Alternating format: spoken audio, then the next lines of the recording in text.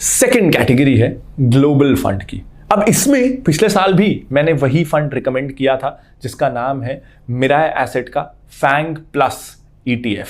अब ये एक ईटीएफ है, यानी इसे ना आप जैसे बाकी म्यूचुअल फंड्स को खरीदते हो उस तरीके से नहीं खरीद पाओगे। इसको ना आप अपने स्टॉक ब्रोकर से खरीदोगे जैसे आप स्टॉक्स को खरीदते हो। ये रेडीमेड बास्केट है जिसमें 10 स्टॉक्स हैं।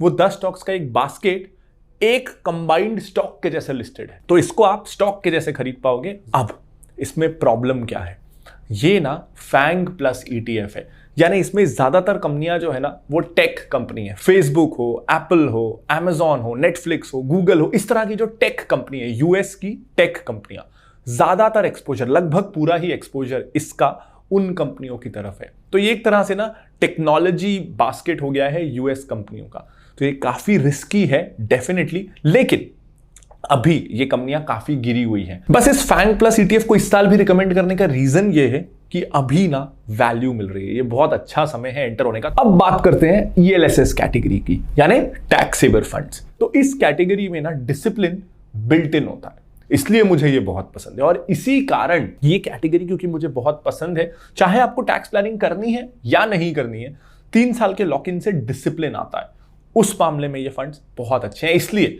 इस बार हमने सोचा कि इसमें ना आपको मैक्सिमम वैरायटी देते हैं, खूब वैरायटी देते हैं। तो इस बार इस कैटेगरी में 3 फंड्स हैं, तीनों के अपने अपने पर्सपेक्टिव्स हैं, तीनों के अपने अपने इन्वेस्ट करने के रीजंस हैं और रीजंस नहीं भी हैं। मैं आपको तीनों समझाता हूं। पहला है मिराय एसेट का टैक्स सेवर फंड। अब लगातार 2 मिराय एसेट हो गए हैं, चिंता मत करो, उनसे हमको कोई पैसा नहीं मिला है। ये जो टैक्स सेवर फंड है ये पिछले साल भी लिस्ट में था, बहुत पसंद है हमें।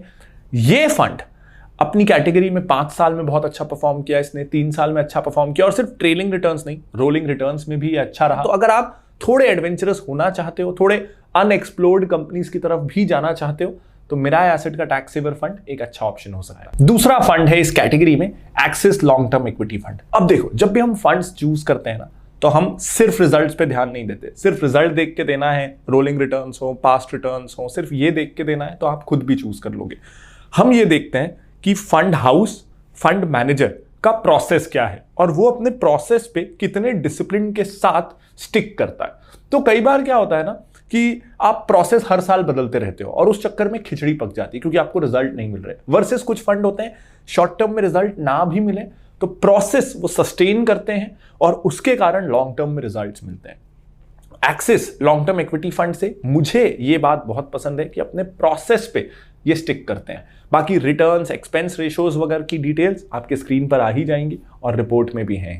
अब इस कैटेगरी का तीसरा फंड पराग पारेख टैक्स सेवर फंड। अब इस फंड को हमने क्यों चुना, क्योंकि ये ना एक्सिस के ऑपोजिट वैल्यू ओरिएंटेड है, वैल्यू फोकस्ड है। फोकस्ड ये भी है, बहुत सारे स्टॉक्स इसमें भी नहीं होने वाले, लेकिन जैसे एक्सिस लॉन्ग टर्म वाला एकदम कोर ग्रोथ स्टॉक्स की तरफ जाता है, ये थोड़ा वैल्यू ओरिएंटेड है। ऐसा नहीं है कि क्वालिटी से बहुत ज्यादा कॉम्प्रोमाइज करता है, लेकिन वैल्यूएशन का भी ध्यान रखता है। तो एक अच्छा बैलेंस देगा अगर आप 2 ईएलएसएस रख रहे हैं, एक्सिस और पराग पारेख का टैक्स सेवर फंड एक साथ, तो आपके पोर्टफोलियो में एक अच्छा बैलेंस आएगा। तो इनफैक्ट मेरा ज्यादातर म्यूचुअल फंड्स का जो इन्वेस्टमेंट है वो इस फंड में है। पराग पारेख फ्लेक्सी कैप में ना होके टैक्स सेवर में है क्योंकि इसमें डिसिप्लिन आ जाता है 3 साल का अपने आप। तो ये मेरा फेवरेट फंड है, मुझे बहुत पसंद है। इसको आप पराग पारेख फ्लेक्सी कैप का टैक्स सेवर वर्जन समझ सकते हैं, माइनस इंटरनेशनल स्टॉक्स। अब अगली कैटेगरी है large and mid cap fund की। तो उसके लिए हमने चूज किया है कोटक का इक्विटी अपॉर्चुनिटीज फंड।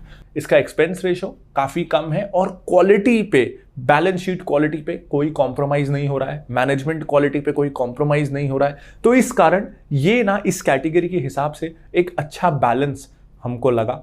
तो इस बार large and mid cap category में है कोटक इक्विटी अपॉर्चुनिटीज फंड। अगली कैटेगरी फ्लेक्सी कैप फंड। मैं नाम बोलूं कि आपको पता है कौन सा फंड होने वाला है, पता है ना आपको, फिर से वही है पराग पारेख फ्लेक्सी कैप फंड। अब 5 साल से मैं ये फंड क्यों रिकमेंड करता हूं ये बताता आ रहा हूं। तो अगर आपको मुझे ये फंड क्यों पसंद है वो जानना है तो आप पिछले कोई भी वीडियोस मेरे देख लीजिए। अब एक और प्रॉब्लम, इनका AUM ना अब काफी ज्यादा हो गया है। 5-6 साल से इस फंड को इतना रिकमेंड किया है और सिर्फ मैंने नहीं, पिछले 2-3 सालों में तो हर किसी ने किया है। तो इस फंड का AUM बढ़ गया है, अब 27,000 करोड़ के आसपास का फंड है। अब आखिरी कैटेगरी स्मॉल कैप फंड, और इस पे हम फिर से पिछले वाले फंड के साथ ही जा रहे हैं, एक्सिस का स्मॉल कैप फंड, क्योंकि ये कैटेगरी ऐसी है जो हाई रिस्क कैटेगरी है, जिसमें इन्वेस्ट करना ही उनको है जिनकी रिस्क एपिटाइट हाई है। तो इसमें मुझे चाहिए कि फंड मैनेजर ना थोड़ा एडवेंचरस रहे, यहां वो सेफ्टी ना ढूंढे। सेफ्टी चाहिए तो हम लार्ज कैप फंड में इन्वेस्ट कर लेंगे, फ्लेक्सी कैप में कर लेंगे। हम स्मॉल कैप फंड में आपके पास आए हैं ताकि आप रिस्क लो और हमारे रिटर्न्स को ज्यादा से ज्यादा मैक्सिमाइज करने की कोशिश करो। तो वहां पे मुझे ये फंड हाउस और फंड मैनेजर की फिलॉसफी सही लगती है कि वो रिस्क से डरते नहीं है। अच्छे समय में रिटर्न बहुत अच्छा होगा, बुरे समय में बहुत खराब होगा। लेकिन जब आप स्मॉल कैप पे आ रहे हैं तो आपको ये पता होना चाहिए। सेफ्टी के लिए हमने ऑलरेडी बहुत सारे फंड्स रिकमेंड किए हैं, थोड़े एग्रेशन के लिए और पोर्टफोलियो में थोड़ा वो एक्स फैक्टर लाने के लिए ये फंड मुझे पसंद आया। उम्मीद करता हूं ये वीडियो आपको पसंद आया होगा। तो अगर अभी तक आपने इस चैनल को सब्सक्राइब नहीं किया है तो जल्दी से दबा दीजिए सब्सक्राइब बटन को और बेल आइकन को, ताकि कोई भी नया वीडियो आपसे मिस ना हो।